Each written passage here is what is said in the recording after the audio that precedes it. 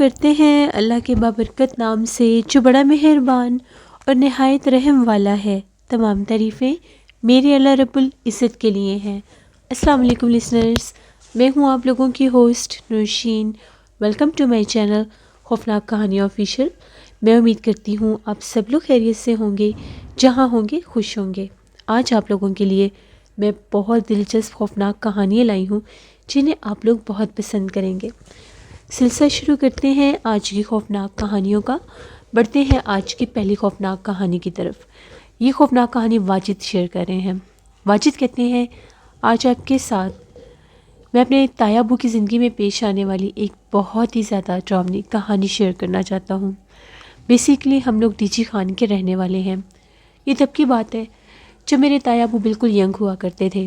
اس دور میں وہ لوگ ایک گاؤں میں رہا کرتے تھے، تو تایا ابو جو تھے وہ دادا جی کے ساتھ ان کی زمینوں پر، کھیت کھلیانوں پر جا کر کام کیا کرتے تھے۔ جب دادا جی بیمار رہنے لگ گئے تو دادا جی نے جانا چھوڑ دیا، تو باقی جو میرے ابو اور ان کے دوسرے بھائی تھے وہ چھوٹے تھے، تایا جی ہی صرف بڑے تھے۔ تو جو تایا ابو تھے وہ جب بھی اپنے زمینوں سے واپس آتے تھے تو کچھ ان کی طبیعت خراب سی رہتی تھی۔ جب دادی اماں ان سے پوچھتی تھی تو وہ یہ کہتے تھے، نہیں کچھ بھی نہیں ہے، میں ٹھیک ہوں۔ اب ان کو کچھ شک سا ہونے لگ گیا کہ پتہ نہیں اس کی طبیعت کیوں اتنی خراب رہنے لگ گئی ہے۔ یہ جب بھی کھیتوں سے واپس آتا ہے تو اس کی طبیعت خراب ہو جاتی ہے اور پھر کچھ دیر کے بعد یہ ٹھیک ہو جاتا ہے۔ ایک دن ایسا ہوا، تایا ابو گھر واپس نہیں آئے۔ سب گھر والے بہت پریشان ہو گئے۔ دادا ابو نے ہمت کی، باقی اپنے بیٹوں کو ساتھ لے کے جب تایا ابو کو ڈھونڈنے کے لیے گئے تو تایا ابو وہیں پر اپنے ڈیرے پر بے ہوش پڑے تھے۔ ان کو وہاں سے اٹھایا اور اٹھا کر گھر لے آئے۔ ان کو ہوش نہیں آ رہا تھا، بڑی کوشش کی کہ ان کو ہوش آ جائے، وہاں پر بھی ان کے چہرے کے اوپر پانی کے چھینٹے مارے، لیکن انہیں ہوش نہیں آتی تھی۔ جب انہیں کافی دیر کے بعد ہوش آئی تو وہ بہت ڈرے ہوئے تھے۔ گھر والوں نے جب ان سے پوچھا کہ آپ کو کیا ہوا ہے تو ان کا یہ کہنا تھا کہ میں کچھ دن سے بہت زیادہ پریشان ہوں، مجھے تقریباً پچھلے 10-15 دن سے ایک عورت نظر آتی ہے۔ میں جب بھی کھیتوں میں کام کر رہا ہوتا ہوں مجھے وہ آوازیں دیتی ہے۔ پہلے شروع میں مجھے صرف آوازیں سنائی دیتی تھیں، لیکن پھر آہستہ آہستہ مجھے ایک وجود فصلوں کے درمیان میں کھڑا ہوا دکھائی دینے لگ گیا، اور کل وہ میرے بالکل قریب آ کر بیٹھ گئی۔ میں نے اس سے پوچھا کہ تم کون ہو، تو وہ یہ کہنے لگی کہ میں یہاں پاس دوسرے ڈیرے پر کام کرتی ہوں، تمہیں روز یہاں پر دیکھتی ہوں، تم مجھے اچھے لگتے ہو، اس لیے میں تمہیں آوازیں دیتی ہوں۔ میں نے جب اس سے یہ پوچھا کہ تمہیں میرا نام کیسے پتہ ہے تو اس نے یہ کہا، ایسے کیسے ہو سکتا ہے کہ ایک گاؤں میں رہنے والے لوگوں کا نام پتہ نہ ہو؟ مجھے پتہ ہے کہ تم کون ہو اور کس کے بیٹے ہو، تم مجھے بہت اچھے لگتے ہو۔ وہ جب مجھے نظر آنے لگی، روز تقریباً وہ میرے پاس آ کر بیٹھنے لگے۔ ابھی اس بات کو 3-4 دن ہوئے ہیں۔ میں نے ایک دن ایک مزیرے سے پوچھا کہ اس طرف کس کا ڈیرا ہے، تو مزیرے نے یہ کہا کہ اس طرف کسی کا بھی ڈیرا نہیں ہے، وہاں پر تو صرف ویرانے ہیں، اور کسی زمانے میں وہاں پر ایک شمشان گھاٹ ہوتا تھا جب وہاں پر ہندو کمیونٹی کی آبادی اور بستی ہوتی تھی۔ جب وہ لوگ یہاں سے چھوڑ کر گئے تو وہ شمشان گھاٹ جو تھا وہ بھی بالکل ویران اور سنسان ہو گیا، وہاں پر تو کوئی بھی نہیں ہے۔ میں بڑا پریشان کی، کیسے ممکن ہے؟ مجھے تو روز وہ عورت وہیں سے آتی دکھائی دیتی ہے، میرے سے باتیں کرتی ہے، آج 3-4 دن ہو گیا ہے، میرے پاس بیٹھتی ہے، جس ٹائم مغرب کی اذان ہوتی ہے اور میں لالٹین جلاتا ہوں تو وہ اٹھ کر چلی جاتی ہے۔ جب مجھے شک ہوا تو آج میں اس کے پیچھے جانے لگا۔ جیسے میں لالٹین جلاتا تھا تو وہ فوراً سے اٹھ کر وہاں سے چلی جاتی تھی اور دیکھتے ہی دیکھتے میری آنکھوں سے اوجھل ہو جاتی تھی۔ آج میں چھپ کر اس کا پیچھا کرنے لگا کیونکہ اس نے مجھے بتایا تھا کہ وہ کس طرف رہتی ہے۔ اس کے جانے کے 10-15 منٹ کے بعد جب میں اس کے پیچھے پیچھے جانے لگا، میرے ہاتھ میں لالٹین تھی، وہ راستہ بالکل سنسان اور ویران تھا۔ میں اپنے ڈیرے سے بہت آگے نکل آیا، یہاں تک کہ گاؤں کی آبادی بھی ختم ہو گئی، آگے صرف ویرانے تھے، اور وہاں پر ایک شمشان گھاٹ کے ٹوٹے پھوٹے کھنڈر تھے۔ وہاں سے مجھے رونے کی آواز آ رہی تھی، وہ رونے کی آواز بہت ہی زیادہ بھیانک تھی۔ تبھی میں نے دیکھا شمشان گھاٹ کی ایک ٹوٹی ہوئی دیوار کے پاس ایک عورت بیٹھی رو رہی تھی، بہت زیادہ ڈراؤنی آوازیں نکال رہی۔ تو جب میں اس کے پاس جانے لگا تو میں ڈر گیا کیونکہ اس کی آواز بہت زیادہ بھیانک تھی۔ تو جیسے میں نے سامنے دیکھا تو وہ روتی ہوئی عورت غائب ہو گئی۔ میں پیچھے پلٹا تو میرے پیچھے ایک بہت زیادہ خوفناک چہرے والی کوئی عورت کھڑی تھی۔ اس کا پورا چہرہ جلا ہوا تھا۔ جیسے ہی میں نے اس کی طرف وہ لالٹین کی، اس نے آگ کی روشنی دیکھی تو وہ چیخیں مارتی ہوئی ایک دیوار کی طرف بھاگی اور غائب ہو گئی۔ میں سمجھ گیا کہ یہ مخلوقات آگ سے ڈرتی ہیں۔ میں بہت خوفزدہ ہوا۔ میں نے وہاں سے بھاگنا شروع کر دیا۔ میں اتنا بھاگا یہاں تک کہ میں اپنے ڈیرے پر بھی پہنچ گیا، لیکن جیسے میں اپنے ڈیرے پر پہنچا مجھے اپنے پیچھے سے بہت زیادہ ڈراؤنی ایک چیخ سنائی دی۔ جب میں نے پیچھے پلٹ کر دیکھا تو ایک بہت بڑی کداور آفت وہ بھاگتی ہوئی میری طرف ہی آ رہی تھی۔ بس میں وہیں پر گرا اور بے ہوش ہو گیا۔ اب دادی اماں دادا ابو بہت زیادہ پریشان ہو گئے کہ یہ کیا ہم لوگوں کے بیٹے کے ساتھ ہونے لگ گیا ہے۔ تایا ابو کی 2 ماہ کے بعد شادی بھی تھی۔ دادا ابو اور دادی اماں نے تایا ابو کو منع کر دیا کہ آپ واپس دوبارہ کچھ دن وہاں پر ڈیرے پر نہیں جائیں گے۔ مزیروں کو کام سمجھا دیا جاتا تھا۔ کچھ دن تو وہ کام کرتے رہے، لیکن تایا ابو بہت بیمار رہنے لگ گئے۔ ان کا بخار نہیں ٹوٹتا تھا۔ پھر ان کو دادی اماں جو تھیں ایک بزرگ تھے ان کے پاس لے کر گئیں۔ انہوں نے دم کیا اور یہ کہا کہ اس کے پیچھے ایک چڑیل آفت پڑی ہوئی ہے، جتنی جلدی ہوتا ہے اس لڑکے کی شادی کر دو، ورنہ وہ اسے اپنے ساتھ لے جانے کی بھی کوشش کرے گی۔ یہاں تک کہ ان بزرگ نے تایا ابو کو دم بھی کیا اور ایک تعویذ بھی دیا اور یہ کہا کہ چاہے کچھ بھی ہو جائے آپ نے یہ تعویذ اپنے گلے سے نہیں اتارنا۔ تایا ابو کے گلے میں وہ تعویذ آ گیا۔ اب تایا ابو نارمل ہو گئے۔ یہاں تک کہ 10-15 دن گزر گئے، وہ دوبارہ اپنے ڈیرے پر جانے لگے۔ جب وہ اپنے ڈیرے پر اب جاتے تھے ان کو وہ عورت تو دکھائی نہیں دیتی تھی، لیکن دور سے ان کو آوازیں کوئی ضرور دیتا تھا۔ ایک دفعہ ایسا ہوا، تایا ابو کہتے ہیں میں شام کا وقت تھا، ڈیرے سے واپس آنے لگا تو وہاں پر کھیتوں میں جو پرندوں کو اڑانے کے لیے ایک پتلا سا لگایا جاتا ہے، اس کے سر کے اوپر آگ لگی ہوئی تھی۔ میں بہت زیادہ ڈر گیا کہ کہیں پورے کھیت میں آگ نہ لگ جائے۔ وہاں پر درخت بھی تھے اور سوکھی فصلیں بھی تھیں، تو جب میں بھاگتا ہوا اس کے پاس گیا تو وہاں پر آگ کا نام و نشان بھی نہیں تھا۔ تایا ابو بہت ڈر گئے۔ وہ تیزی سے ڈیرے سے واپس آ گئے۔ یہ بات آ کر انہوں نے گھر میں بھی بتائی اور یہ کہا کہ مجھے دور سے آوازیں تو کوئی دیتا ہے، لیکن اب میرے سامنے کوئی نہیں آتا۔ مجھے اپنے کھیت کے کنارے پر چمکتی آنکھیں دکھائی دیتی ہیں، لیکن مجھے واضح وہاں پر کسی عورت کا وجود اب دکھائی نہیں دیتا۔ ان بزرگ کے کہنے کے مطابق تایا ابو کی جو شادی 2 ماہ میں ہونی تھی، ان لوگوں نے اسی مہینے میں تایا ابو کی شادی کروا دی۔ تایا ابو کی شادی کے بعد ایک دفعہ سب کچھ نارمل ہو گیا، یہاں تک کہ ان کی شادی کو 1 مہینہ گزر گیا۔ کھیت کے اوپر ان کے ساتھ کچھ نہ کچھ معاملات ہوتے رہتے تھے۔ کبھی کوئی آواز دیتا تھا تو کبھی کوئی عجیب و غریب سے جانور دکھائی دیتے تھے جو ان کی آنکھوں کے سامنے ہی غائب ہو جاتے تھے۔ تایا ابو نے کچھ دنوں سے نوٹس کیا کہ جب بھی شام ہوتی ہے ان کے کھیت میں ایک الو آ کر بیٹھنا شروع کر دیتا ہے۔ وہ بہت کوشش کرتے ہیں اس الو کو اٹھانے کی، اس کو اڑانے کی، لیکن وہ الو جاتا نہیں ہے اور وہ الو وہاں پر بیٹھ کر عجیب و غریب آوازیں نکالتا رہتا تھا۔ تایا ابو پہلے ڈرے ہوئے تھے۔ انہوں نے تائی اماں کو ایسی کوئی بھی بات نہیں بتائی تھی کہ ان کے ساتھ ایسے معاملات ہوئے ہیں۔ ایک دفعہ ایسا ہوا، تایا ابو کے گلے سے جو ان بزرگوں نے تعویذ دیا تھا، وہ تعویذ جب تایا ابو نے کپڑے بدلے تو وہ گلے میں پہننا بھول گئے۔ وہ تعویذ جو تھا وہ تائی اماں نے اٹھا کر کہیں رکھ دیا۔ بہت ڈھونڈا، وہ تعویذ نہیں ملا۔ ان بزرگوں نے کہا تھا کہ چاہے کچھ بھی ہو جائے اس تعویذ کو آپ نے گلے سے نہیں اتارنا۔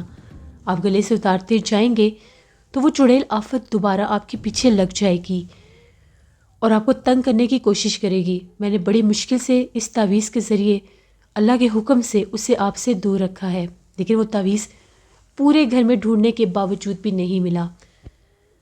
ہر جگہ پر ڈھونڈ لیا، کہیں بھی نہیں تھا۔ اس رات کی بات ہے، تایا ابو اپنے کمرے میں سو رہے تھے، تبھی انہیں تائی اماں نے جگا کر کہا میری طبیعت بہت زیادہ خراب ہو رہی ہے، میرے سر میں بہت زیادہ درد ہو رہا ہے۔ گھر میں کوئی میڈیسن بھی نہیں تھی۔ جب ٹائم دیکھا تو رات کے 9 بجے کا ٹائم تھا، سخت سردی کا موسم تھا۔ اس دور میں ان کے گاؤں میں ایک حکیم صاحب ہوتے تھے۔ تو جب تایا ابو نے کہا کہ ٹھیک ہے میں آپ کے لیے دوائی لے کر آتا ہوں، آپ گھر میں رہیں میں بھی لے آتا ہوں، تایا ابو فوراً گھر سے نکلے اور حکیم صاحب کے پاس چلے گئے۔ جیسے تائی ابو حکیم صاحب سے دوائی لے کر باہر نکلے، تائی اماں باہر کھڑی تھیں۔ تائی ابو نے کہا کہ آپ یہاں پر کیوں آئی ہیں اور آپ کو حکیم صاحب کی دکان کا کیسے پتہ چلا؟ تو تائی اماں نے کہا کہ بس مجھے سر میں بہت درد ہو رہا تھا، مجھ سے انتظار نہیں ہوا اور میں آ گئی۔ جیسے وہ لوگ جانے لگے، سامنے سے ایک کالے رنگ کا کتا آ رہا تھا۔ اس کتے نے تائی اماں کو دیکھ کر بھونکنا شروع کر دیا، یہاں تک کہ ان پر حملہ کرنے لگا۔ تائی ابو نے بڑی مشکل سے ان کو بچایا اور کہا کہ ہم لوگ دوسری گلی میں سے چلے جاتے ہیں۔ وہ دوسری گلی میں سے جانے لگے تو کتے ان کے پیچھے لگ گئے۔ وہ کتے بھونک رہے تھے، تائی اماں کی طرف بار بار بڑھ رہے تھے۔ تائی ابو کو سمجھ نہیں آ رہی تھی کہ ایسا کیوں ہو رہا ہے۔ تائی ابو نے اونچی سی آواز میں آیت الکرسی پڑھنا شروع کر دی اور درود پاک پڑھنے لگے۔ وہ کہتے ہیں جیسے میں نے اونچی آواز میں آیت الکرسی پڑھنا شروع کی، میرے ساتھ میری مسز چل رہی تھیں۔ جب میں نے ان سے کہا کہ تیز تیز قدموں سے چلیں، تو میں نے پیچھے سے پتھر اٹھا کر ان کتوں کو بھگانا چاہا، تو میں نے پلٹ کر دیکھا تو وہ وہاں پر نہیں تھیں۔ میں گاؤں کی دوسری گلی میں تھا۔ میں بہت ڈر گیا کہ وہ کہاں گئیں۔ ادھر ادھر ان کو دیکھنے بھی لگے، لیکن وہ تو کہیں پر بھی نہیں تھیں۔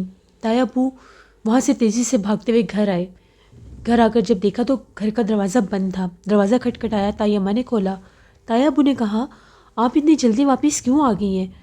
آپ وہاں پر تھی، میں آپ کو ڈھونڈتا رہا۔ تائی اماں نے کہا میں تو کہیں گئی ہی نہیں ہوں، آپ نے خود ہی تو کہا تھا کہ آپ دوائی لینے جا رہے ہیں، بھلا میں باہر کیوں آؤں گی؟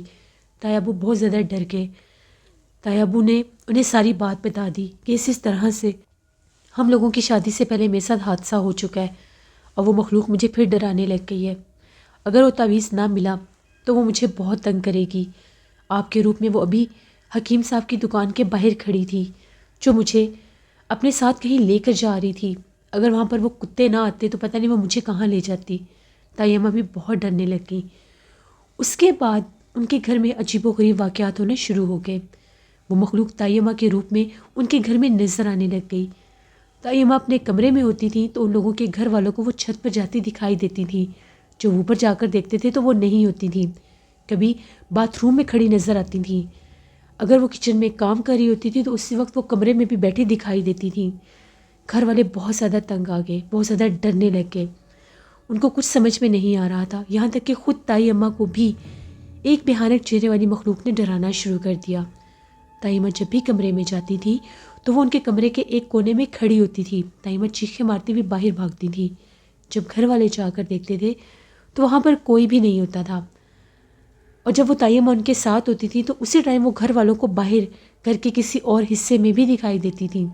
یہاں تک کہ تائی ابو کو وہ 2 سے 3 بار اپنے ڈیرے پر بھی نظر آئیں۔ تو تائی ابو جب ان کو کہتے تھے کہ آپ یہاں پر کیسے آئی ہیں تو وہ غائب ہو جاتی تھی لمحہ بھر میں۔